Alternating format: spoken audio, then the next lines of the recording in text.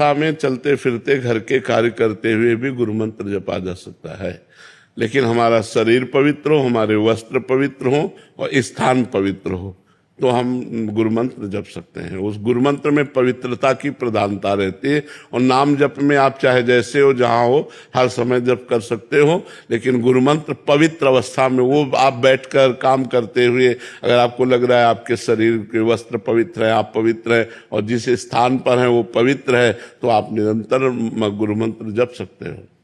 जूते चमड़े के अलावा कोई और हो? हाँ, जूते जैसे आप बाथरूम और शौचालय नहीं गए तो मंत्र जप सकते हैं। जैसे हम लकड़ी की पादुका पहनते हैं, तो अगर हम लघुशंका जाएंगे तो पादुका उतार देंगे और लघुशंका जाके पैर धो के फिर पादुका पहनेंगे।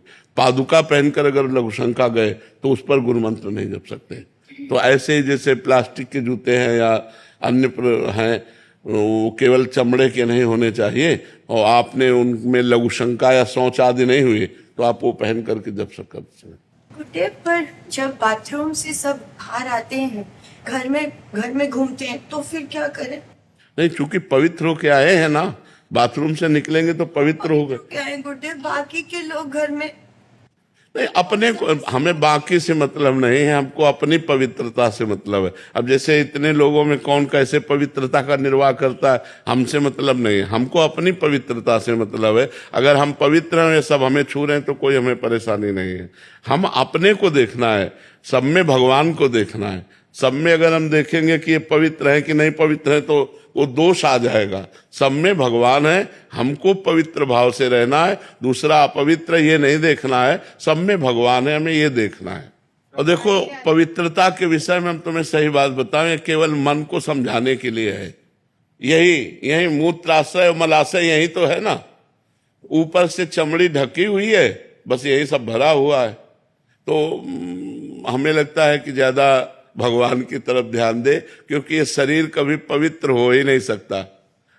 एक रेशम की थैली में हम उदाहरण देते हैं, बड़ा रेशम पवित्र होता है, और रेशम की थैली में शौच भर दो, लेटरिन भर दो, तो अगर आपको पता है तो आप उसे अपवित्र ही तो मानेंगे ना। तो यहाँ थैली में मलाई भरा है, नहीं भरा है, मतलब सबके भरा है कि नहीं। अब ऊपर से पानी डाल के नहा लिया, हम बोले पवित्र हो गए, और अंदर क्या थैली में भरा है? मल। तो वास्तविक पवित्रता है भगवान का स्मरण, भगवान का चिंतन।